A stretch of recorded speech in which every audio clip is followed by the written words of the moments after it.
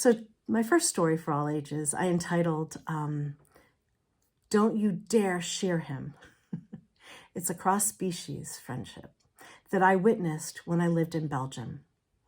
When my oldest son was born 17 years ago, we lived in Belgium, surrounded on 3 sides by fields. Our landlord took his mother's house, but then used all the fields around to grow crops and raise animals. And right next to us were many sheep and a number of geese. The sheep were sweet and interactive. As much as we wanted to get close, they wanted to check us out. And then there were the geese. I didn't know this about the geese because they had come to know us. But if you didn't live in our house and you drove up, say, to mow the lawn for a friend because she's just had a baby and her husband has been sent overseas for the army, as happened with me, well, if you drive up and the geese don't know you, they will come honking and try to attack you through the gate. One day, when I wasn't home, a friend arrived to mow the lawn, and he told me about the noise, the cacophonous geese.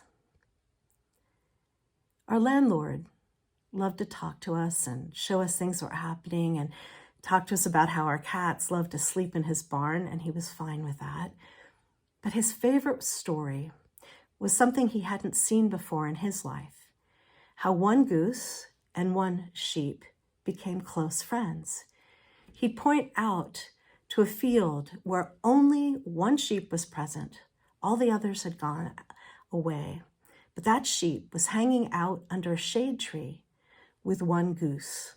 All the other geese were pecking elsewhere.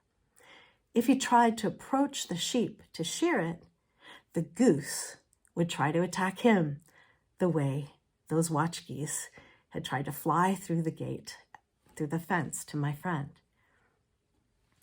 And so he said to me, because this was such a dear friendship, he would never eat that sheep or kill that goose as long as they were alive, as long as their natural lives persisted. They would have each other, and he would admire their connection.